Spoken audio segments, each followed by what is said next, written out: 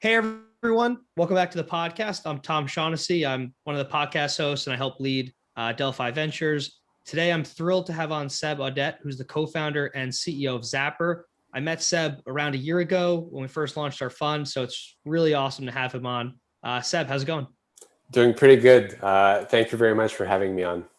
Yeah, Seb, Zapper's come a long way. I'd love to hit off just from the get-go. Do you ever envision Zapper to be what it is today when you originally founded it? I mean, DeFi and tracking has come quite a long way from how we used to track our assets. Yeah, I mean, I can't say that initially we had this grand vision that we would get to this point. We never really expected that it would grow so quickly, but the way we kind of saw it from the beginning is what's a big problem in DeFi in a small market that we think is going to be very big in the future. And if we kind of rewind DeFi, right? Initially, there were very few protocols, maybe 6 or 7. You had the big ones, Aave, Compound, Synthetics, Uniswap, and it was just very annoying for me to have to track them individually and kind of update my spreadsheet. And so we built this solution with Zapper where you could track a very minimal amount of protocols. I think the first use case was just Uniswap and Synthetics, and it was geared really towards the Synthetics user base because there was a shared incentive between these two protocols. So very small market, but it was a big problem. And yeah, I just shared it in the Discord, and I mean, it just snowballed from there.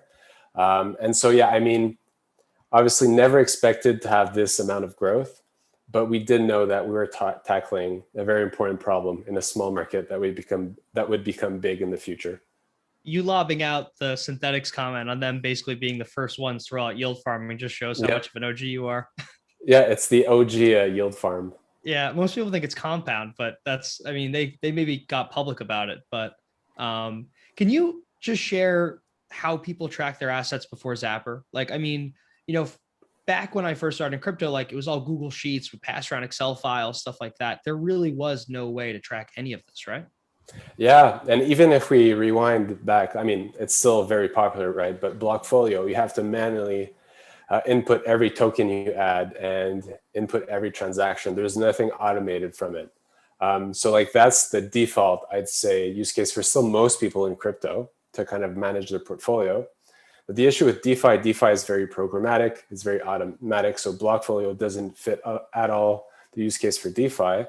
And so, yeah, most people were using spreadsheets, going daily on every kind of website or like looking at their Etherscan and updating it. I think there was Zerion at that time, but Zerion kind of had just a very singular focus of having just lending and pooling in one platform. They weren't looking to track all the assets everywhere.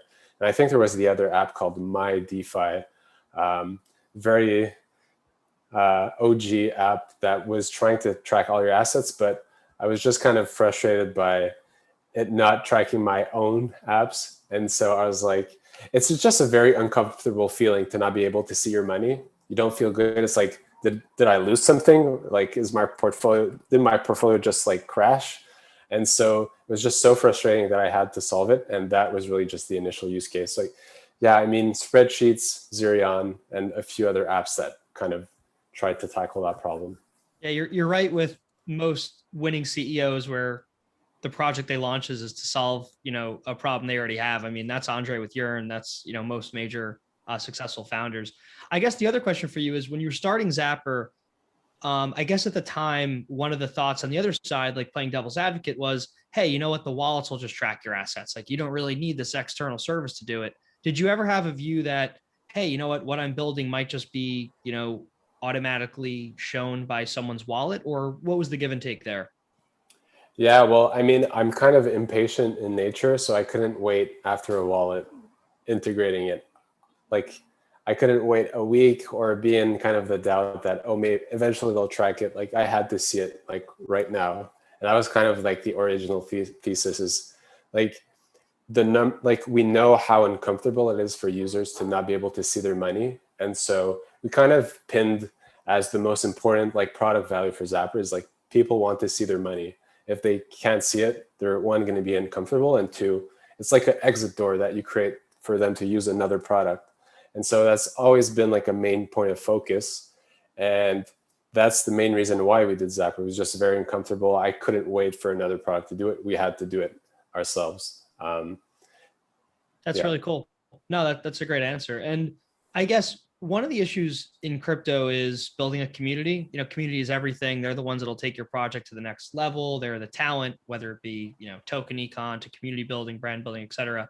You guys have been able to attract an insane amount of users. I'll let you share the growth. I don't want to steal your thunder here, but one of the things that you were able to do was you were able to attract such a large number of users without having a token, which is kind of insane because most communities are built with a token because people have a shared sense of buy-in and they obviously have upside in the token, stuff like that. How the hell were you able to get so many users without a token? Yeah, I mean, I'm actually surprised myself how well this is going, but like I could kind of outline the strategy and the reasons why we were able to grow. Right now we're at about 240,000 monthly active users. Jesus. And yeah, the initial growth hack, honestly, and initially was an unintentional growth hack, is that when you say we initially had like 4 or 5 protocol integrations. Every time you add a new protocol integration, we'd go in their Discord, we would share it, the protocol would share it, their community would share it. And that's kind of like just a really good way of acquiring new users. And we did that for such a long time that we built a very strong user base that's very loyal. They know that we're going to add a new protocol when it appears. And every time we add a new protocol, we kind of get exposed to a new community. And that's been super helpful. And I think a huge element that helps, and it's retention. Like retention is so important in DeFi. If you want to grow and you don't have retention, you're not going to grow. Like you need to have this floor of users that will consistently stay on your app, like regardless of time. Like they'll be there in a month, 2 months, 3 months. And what that means is that every new, big batch of users that you add, for sure that a good chunk of them are going to stay. And that's like a core pillar of growing. And I don't think enough DeFi projects are focused on retention. For Zapper, as kind of like a side effect, right? Tracking your portfolio is something that's embedded in kind of our daily lives. It's something we'll do on a daily basis, even like an hourly basis for some. I don't know for you, but for me, I definitely check it almost every hour. It's bookmarked for me, man. All my wallets. Yeah. Exactly. So the product is very aligned with, our retention strategy. So it's something you do on the daily. But say transactions, for example, like we were struggling to get people from just tracking their assets to actually transacting. So we're working on different strategies to help them kind of discover and kind of retain them using other strategies. So, I mean, the number one thing that's most important is figuring out a way to retain your users. If you don't have that, you won't have any growth. And I think a lot of DeFi projects are kind of just focused on acquiring all their users right now through a token. And it works for like the initial 2 weeks, 3 weeks, or month, or a few months. They get a big community, but it dies off because there's no retention built in the product. No, you're totally right, Seb. I mean, one of the things I didn't pick up originally when we invested in you guys was just that you never needed a token to grow because this was something that retail would need regardless of a token. I mean, it seems so simple in hindsight, but you don't need a token to attract people to something that they're going to natively need every day. Exactly. Like having a token won't necessarily make people, like, it won't necessarily correlate to people being able to see their money. Like end of day, people want to see their money. If they can't, they're not going to use it regardless if we have a token or not. Yeah, no, that's fair. And I guess one of the key, cornerstones of Zapper is just the amount of protocols, apps, integrations, zaps you guys have. And it feels like adding new applications that you're able to track through Zapper is obviously crucial to growth and the uptake of the platform. But it also seems like a crazy operational hurdle to not only keep adding these integrations, but maintaining them and now adding new chains and adding all the apps within those chains. How do you hire for that? How do you maintain it? How do you keep that integration speed? Yeah, it's honestly, it's something that's very hard. Obviously, we're struggling with, but it's a very unique problem that Zapper has. I could count on my hand the amount of products that are kind of in the same boat. But for us, like a lot of it has been about figuring out a way to automate those new protocol integrations. But a lot of it is like definitely something we can do better is figure out a more transparent way of, you have community deciding on the protocol integrations and us, delivering them. And right now, it's not fully fluid between the votes on the community. Obviously, one, it's very gameable, like people can vote and have bots upvote protocol integrations. And two, on our side, we have to juggle between how easy is this protocol to integrate and how many like community backing does this protocol have, and we have to kind of juggle. And sometimes we'll take the easier one that has less backing than like the really hard one that still has a lot of backing. So a lot of a juggling act, but every new hire, engineering hire, like the first 2 weeks is just doing protocol integrations. Like that's kind of like your Zapper initiation. And after 2 weeks, I'd say like they become already pretty good. They're already way better than me. They can ship protocol integrations much faster. And we're actually, starting to build that automated strategy to actually be able to push them out even faster. And also that brings to kind of those community incentives and, our app store that we're building right now. That's awesome, Seb. And I guess one of my next questions for you is that automating adding new applications to track new layer ones, all of their apps seems incredible, right? And it definitely seems like something that should be automated, or you eventually outsource this to the teams themselves. It doesn't seem like there'll ever be an issue with, say, tracking if other protocols integrate. But do you have any concerns on decentralizing away or outsourcing or automating like the Zapper Farm feature on Zapper, like where people are actually moving funds around? Because then you run into a situation where, people could lose funds if they're sent to the wrong contracts, people could steal funds. How do you decentralize that and scale it while having, the gatekeeper of you guys? Yeah, that's a really good question. And kind of to summarize, like there's two aspects, as you pointed out, like there's the protocol integration where you can read your balances, but there's also our zaps, which are transactional in nature and allows you to easily go into a Uniswap pool, for example, or Sushi Swap, whether it's on Polygon or Ethereum. And they're very different, and one can be automated with less risk, right? The risk is that people can't accurately see their balances because the protocol integration wasn't properly done, but we can't afford for that to happen on the transactional side. So what we see to shift more towards the community is really the balance side of things, so tracking your portfolio. And the zaps would be more of like this internal toolbox of things that we build. They're connectors for protocols, they're battle tested, and then developers could leverage them and build. They can use our kind of Legos that we already built.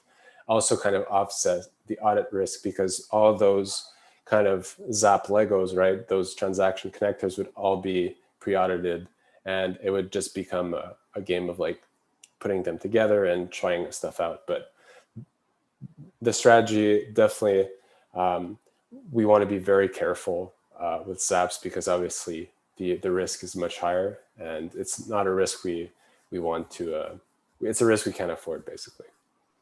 No, I agree. Zaps are crucial. It lets people kind of do the next step beyond just tracking their portfolio. It lets them, do things with other platforms or protocols. So definitely understand why you're protective of it. And I'm glad you are. Just before we go into the future of Zapper, I just want to go back again on the history side of things, because it's always interesting to hear like founders that have overcome issues. And I'm not sure if you have any in the past, but were there any cases in Zapper's history where you're like, damn, I don't know if this is going to work, or, hell, I don't have the right talent, or I don't have the right money. What was the hardest, I guess, thing you had to overcome in the earlier days of Zapper? I would say it's interesting because Zapper's history it's like we've been here for a year and a half. I first started like yeah, exactly. It feels like 10 years. But like the initial MVP of Zapper, like a precursor to Zapper, DeFi Snap, actually started 2 years ago. But I'd say like the toughest part. So I was working as an engineer / designer hybrid at ShakePay, which is like the biggest Canadian exchange. And while I was there, that's where I really started experimenting with DeFi. And I had this thing called DeFi Snap, and it was going very well, getting some traction. And in March, that's when the pandemic hit, and we had DeFi Black Thursday. And that's when I I put in remember my that. resignation for ShakePay. And I was like, I'm doing this full time. I really believe in this. And through there, I met Suhail, Nodar, and there we founded Zapper. So I'd say like that was probably like one of the toughest decisions. My girlfriend was like, "What the hell? You're completely crazy." And like I had a few startups in the past, and they all failed. And so it was like March, DeFi was crashing. We had that whole maker fiasco, right? And we had COVID. I didn't have that much money saved. And yeah, I decided to just go full time because that's what I wanted to do. And I just believed it. And I didn't see myself working at ShakePay because I was just going to be, thinking about DeFi all the time anyway and thinking about Zapper. And so I'd say that was the most difficult time for me. It was actually like the inception period. But I mean, from there, been relatively, smooth sailing. Yeah, I kind of understand why your girlfriend was a little freaked out that you Yeah. left a job, there was a sell-off, you didn't have a lot of money saved. That kind of makes some sense now. Yep. No, I mean, totally understand. But I mean, she was always very supportive. I think it's really, it's so important to have a supportive network around you to help. And I'm very fortunate that she was super supportive. Yeah, no, it's a podcast for another day, but I just saw that Harvard study. Someone tagged me on that study over 100 years with the 700 successful people. And the whole thing is just having, quality relationships and loving who you're with. So that makes a lot Yep. of sense. Yep. So Seb, this is kind of a good kind of segue into the future of Zapper. So you left a job, diving into crypto full time. It's hard for people to do that today because they don't know where to go. But with Zapper, you guys launched quests and education, and it's a really cool way to kind of educate people, attract them, show them DeFi in one place. I know I still don't have, one thing I send people. I basically say, send $100 of ETH, well, 500 depending on fees, to MetaMask and mess around with everything on DeFi Pulse. But what exactly is the whole idea around education and quests with Zapper? Yeah. So the idea is right now, you probably agree, it feels like DeFi is this big secret that we all have, and we're trying to broadcast it to the world. And somehow there's some friction around communication. Like it's really hard to broadcast the value of DeFi, and until they actually try it, that's when it really clicks. And so the idea and what's been successful for me, and I don't know for you, but what's been successful is actually going through MetaMask, doing it with them, and then it clicks. And then they're like, oh, wow, this is actually really interesting. It's usually not from sending them a bunch of articles. Like it really depends. The most effective way is actually just having them do it. And the idea with Zapper Learn and gamification and Quest is actually creating that engaging learning experience where you learn and actually do the thing like right after. So you have an article on what is a Uniswap. You learn about Uniswap, and then you have a quest to add liquidity. And there's an interesting, I don't remember who shared it. I think it was 0x Maki, but it might not be him. And actually, I don't think it's him. Anyways, about people entering in DeFi, there's like this really big knowledge gap. And if your willingness to enter DeFi is below that knowledge gap, it's just going to be too much friction. But gamification and fun basically is like this. It's like this lubricant on this gauge, right? It's this padding. It makes it more welcoming and accessible to actually start learning and do stuff. And that's been our whole angle. And because Zapper's mission is to make DeFi accessible and easy to use, if it has to be accessible and it has to be fun. And that's the whole reason why we've been focusing on that aspect. Yeah, so far it's been pretty successful. So Seb, I guess a lot of this will probably be for younger users, Web3 native people, if that's even a thing yet. But do you think that, I saw a video today on Twitter of like some senator saying we should ban crypto to keep up with China, which has got to be the dumbest take in crypto's history. But if you sent Zapper's quests to, let's say, a large traditional macro fund, or let's say a senator or a congressman or something like that, do you think that they would also be able to understand DeFi in a better way? I'd probably say they wouldn't be the target market. I think it might actually be like least helpful for them, because it might be like, why mixing games and finance? Those That's two fair. things should not belong together. But maybe I'm wrong. Like I think like my hypothesis is really around young people and engaging them in finance. Like we've had this generation of people, and there's a reason why meme stocks are a thing, is because we have this people that are just disillusioned completely by traditional finance. They've kind of felt left out. They have huge debt, and it's just like meme stocks are kind of like this middle finger towards traditional finance. And to engage them in finance, you kind of have to go completely 180 from what traditional finance used to represent. It didn't used to represent fun. So you kind of have to go a complete 180 to be able to talk to that demographic. And no, you're right. I'm grasping at straws trying to figure out how we convince the older people with all the money to do this. But you're right on the younger demographic. I mean, what do you think? I doubt you guys have any stats on this, but if you do, that'd be great. But what do you think is like the average age of somebody messing around on Zapper? Is it like 18, 28, 38? Because I mean, you guys are in a way really accelerating the adoption of crypto for younger people who want to get involved. I mean, there's no longer, months of just messing around. You can go on Zapper, you could do quests to earn experience, to zap in and out, to understand these protocols. It really makes it easy.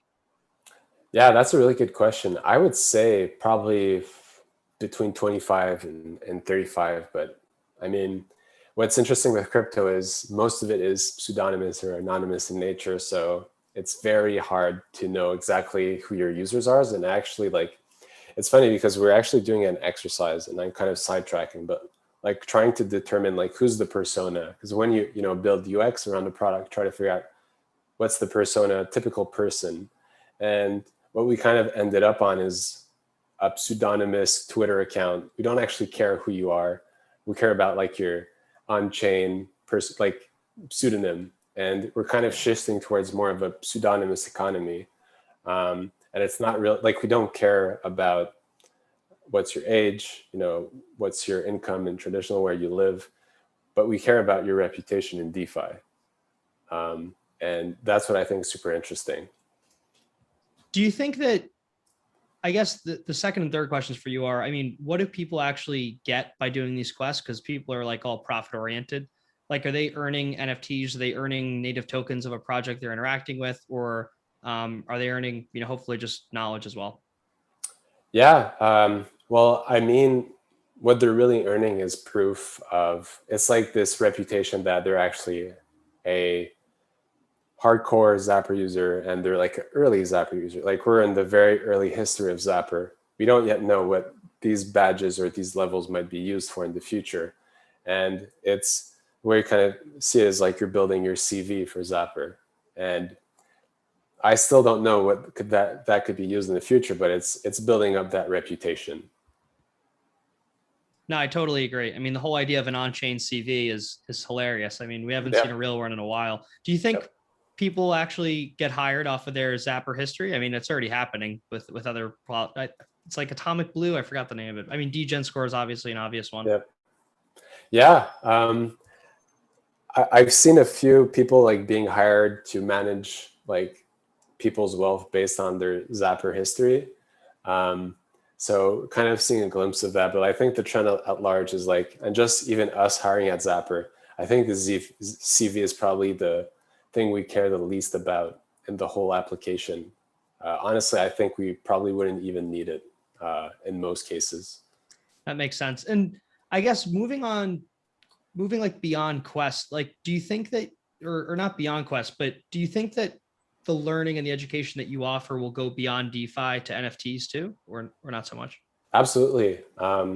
And kind of to go back on an earlier question, which was, what you're earning while doing the quest. It's like kind of like a proof of work. It's a proof of work where you spend time on Zapper, you earn XP, and then you can mint NFTs. So kind of those NFTs are backed by all the work and time you spent being on Zapper. And going to your point on like, are there things we can do on NFTs? I actually like have a whole thesis. It's not written down, but it's in my head, but around NFTs, where I think the future of finance is much weirder than we think. Right now, we're still at the stage of transforming the horse carriage into a car. Modeling the car after the horse carriage. Like we're porting old models into DeFi, and those are good. A lot of them are very important financial primitives. But I think there's so many things that we could do in DeFi. And if you think about DeFi at its core, it's increasing the bandwidth of how we communicate value. It's increasing the expressibility of how we communicate value. If you think about media, right, and the internet, it used to be very expensive to broadcast information, from yourself, right? Just very expensive. You'd have to like buy the newspaper, like buy an ad somewhere. And now you could very cheaply broadcast information to the world. And to a similar extent, financially, very expensive to broadcast yourself. Very hard for you to have access to a bunch of different financial services depending on where you live. DeFi increases your bandwidth. It allows you to easily broadcast yourself to the world. And when you think about finance, a lot of these things are kind of like abstractions of value, right? What they're actually transacting is time and work and people building stuff. And what we can have with DeFi is actually we can go down the stack and get close to the actual layer of value transfer.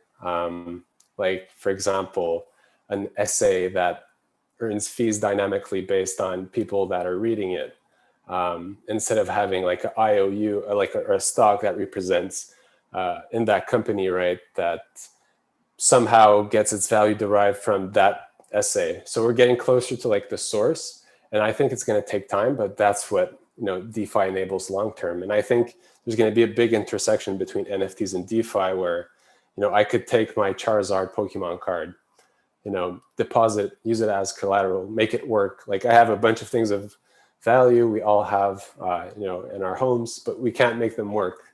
And we're starting to see those kind of assets digitally, and we'll start to being able to make them work and perhaps, take a mortgage with your Charizard card or with your CryptoPunk. No, that's a fascinating thesis, Seb. I agree with all of it. I mean, I guess I'll throw a question your way. You can take it whichever way you want, but I guess how far away are we from your vision there? And then to close the loop on like the on-chain resume item, how do you link that to getting a job in crypto or to developing your own platform? Because it seems like the denser Zapper gets, you could tell, who's kind of a degen, who's really a degen, and who's an OG. But how does that translate to like an actual work environment or an actual job? That's a good question. I think it's tricky because like if there's someone applying, we don't want to like ask them for their Zapper address because it's like it's kind of personal, right? But if we could, it could be a good way to kind of gauge. That ZK but you're kind of lob, throw it up there. Yeah, but you're kind of also opening yourself up to kind of judging the investments. It's like, really, you went in that farm? You're like, in Shibu? Yeah, like what were you thinking? Not hired. yeah, exactly. No, you're right. It's hard. And, just switching gears a bit. I mean, one of the cool things that I've personally found about Zapper is just the amount of, I guess, airdrops or yield from rewards I just didn't even know I had. Is that a key feature you guys are seeing from your clients or sorry, users? Yeah, it is. And like I said earlier, we try to maximize the happy moments you have on Zapper, and discovering an airdrop or something on Zapper that you didn't know you have, like discovering like a $50 bill in your somewhere in your house. Like it's fun. So to have that in Zapper also is a pretty good feeling. And often people will share about it. They'll share it on social media. Hey, I found this airdrop on Zapper. So yeah, it's always been important for us to for you to be able to find like every loose penny. I like that. And I should have asked this question earlier when I was asking about your target market, but is there any specificity around like your target users? Like, I feel like everybody says crypto's global, but in reality, a lot of projects users are from a specific country, or, then if we dial down, like the projects are focused on a specific, chain, like you guys are very Ethereum focused. I guess the question is Zapper global? It's obvious, but I want to know if not. And then two, when do you guys expand to like, the Terra Lunas of the world, or go beyond ETH? I mean, you already are, but I guess the beyond layer one support. Yeah. In our approach with DeFi, we want to be as agnostic as possible. And in terms of like how global we are, like I'd say almost every country in the world is represented through Zapper. Obviously, there's a few where it's very difficult to be able to have access to Zapper. But we, obviously North America, very big market, but we also have a lot of users from China. And we actually have, Z on our team who's really focused on our community in China and helping them. And it's really interesting to see the cultural differences between different countries, but also what's amazing is to see all these people from around the world using your product. What are the cultural differences? I mean, because I was going to ask that. I mean, full disclosure, we're invested in DBank as well. As you know, we think there'll be a couple front pages here, but I feel like there is a dichotomy in the global communities of uptake here. What do they look for? Yeah, it's very interesting. Like if you look at China, people will be looking to find yield, number one. That'll be the most important thing to find. And they'll maybe sacrifice a few different elements. Whereas, here in North America, perhaps in, the Western world, it'll be a bit different where we kind of balance both the product and yield. But for them, it's just like finding the best yield no matter what. Doesn't care which chain it lives on. There's not as much like maximalism in China. Like we have a lot of like Ethereum maxis in North America, or like people that are just focused really on one chain over the other, but we have much less of that in China. Right there, it's the most important thing is like, where can I make the most money possible? And I'd say like that's mostly the cultural differences. I'm not saying that one approach is better than the other. It's just like different in how they approach the product, and their objectives are different too. No, that's interesting. Switching gears a bit, Seb, you guys closed your Series A round. You raised a bunch of money, which is awesome. Congrats. I guess the question for you is, where do you intend to spend this money to grow Zapper? Yeah. So right now we don't have any revenue. We haven't built out our business model yet. And so this revenue is really helping us build out, a full engineering team, be able to put out a mobile app, iOS and Android. We're also building the App Store, which will allow community members to build protocol integrations directly on top of Zapper. And so it's really just increasing our bandwidth and allow us to do more of the things we've always wanted to do, but just have been kind of crunched on time. Now, I'm super excited for the mobile app personally, and for our fund. But the other side of it is just the App Store sounds super interesting. Could you walk through that a bit? Yeah. So one realization that probably very obvious is that it's not sustainable for us to do all the protocol integrations that will exist. Like right now, it's as if we tried to integrate every website in the world. And right now it's manageable, but it's becoming, the obvious trend is that it's becoming less and less manageable. Like we know that it's not sustainable long-term. So we're really, building this app store where we would allow community members to actually build on top of Zapper and extend it the way they want.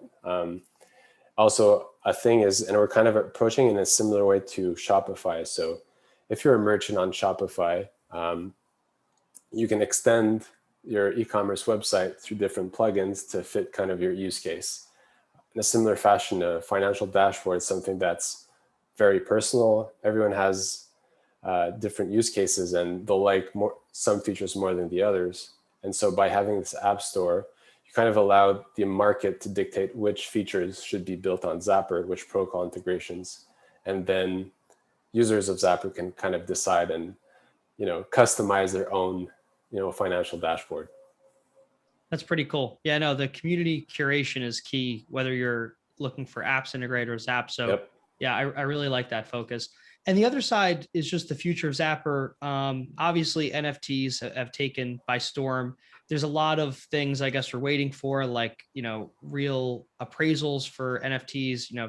Upshot's a good example. Crowdsource, you could, pay to rate kind of thing, and get a more accurate value of your NFTs. But where do you think Zapper plays into tracking and then letting people use their NFTs in ways we're not thinking about, I guess?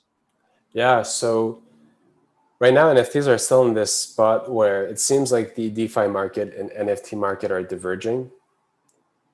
So we're thinking about what are the places where they kind of converge, and how could we allow our users to leverage what they have at NFTs. So like right now you can only track, you can't do much with them. I'm of the firm belief, as I previously stated, that NFTs will play a big role in DeFi. And so there's a lot of things we want to do. Like one step is obviously like having the NFTs as those rewards in the quest. Not really put in DeFi, but we have other ideas into, say for example, like you could have a piggy bank NFT and you put in DAI USDC. That DAI or USDC could be lent on Compound and Aave, and it kind of updates or makes your piggy bank NFT evolve or change in appearance. So that's kind of taking like some aspects from skeuomorphic design. Like everyone understands the concept of a piggy bank. You put money in it and it kind of like changes in appearance, and it can also be something that's cool to share and show people, and kind of also mixes some aspects from DeFi NFTs, where you have an NFT that has some assets that's actually backing it. No, I think that's awesome. It really makes a lot of sense. And I just want to close out, Seb, with like, let's talk about like horror stories, right? Like what could go wrong Yep. here? Are you concerned with any, I guess one other concern, we've covered a bunch, but one other concern is, do you think that there might be any, front pages of DeFi that pop up that support, like the other layer ones that you don't and catch you? Like, how do you think about competition on, I guess, other chains? Because it would be really hard to, start yesterday or start tomorrow and just get up to speed with all the integrations you have, because it's just daunting how many you have. It's wild. Yeah, I mean, it would definitely be very scary to tackle. Like I'm often intimidated just by the amount of integrations we support. Even like sometimes we have to like update our own integrations, and like there's just so many that it's just a job in itself. But we definitely always see like DeFi is going to be multi-chain. I think Ethereum is going to be Manhattan. It's going to be the main hub. But there's going to be other chains for other use cases, and they're going to capture, perhaps different user bases. And for us, it's very important to be able to support those people as well, because we want to support DeFi as a whole. Right now, what's been mostly the issue for us is bandwidth, and because some chains aren't EVM compatible, it isn't as easy as like, it's not like plug and play. And we built the entire Zapper stack to be fully EVM compatible. So we could add an EVM chain very easily, but for chains that aren't EVM compatible, it's a bit harder for us to do, but it's still very doable. It's just a question of allocation of resources. And yeah, I mean, we're always kind of looking at the activity, also taking the pulse from our community. Right now, what's interesting, and perhaps you could answer your question on this, like it feels as though some communities are kind of building away and they're having like their own kind of closed ecosystems. Because initially, like a lot of our users like, hey, you should add Phantom because I'm using, Polygon, Ethereum, and Phantom, but like Terra perhaps, and even Solana seem to capture user bases that aren't necessarily like overlapping. And so we can't just listen to the pulse from our community, because perhaps they don't even use, Solana or other chains, right? So, I mean, always something we're thinking about, but would just be curious about that. Yeah, no, I mean, I'll give a short answer because I want to focus on you, but I totally agree. I mean, I think a lot of the new or newer layer ones outside ETH have their own user bases, either, geographically or culturally or focused. I mean, Solana has a very, DeFi finance, let's, recreate Wall Street on Solana, because they're attracting that SBF, FTX, traditional, Wall Street people to a fast chain they could do whatever they want on. Terra and Luna have a very specific kind of community there, right? Polkadot even has a very different community. So yeah, there's a lot of different ways to slice and dice it, but it's good that you guys are open to it. And I guess just closing out, Seb, what's the roadmap on, I guess, what do you think is more important if you had limited dev resources? Not saying you do, but if you had to pick, would you rather support like Optimism Starkware, the L2s on ETH, or would you rather go out and say, hey, let's support Solana, let's support Terra? Like, how do you decide? Because supporting a layer 2 is probably just as hard, if not, supporting new layer 1, I guess. That's a really good question. It's an act of balancing both, like the Wayne Gretzky move. Like you could say that Optimism, there's not much activity there yet, but if we're prepared and we think that there's going to be a lot of people, then it definitely becomes very valuable for us.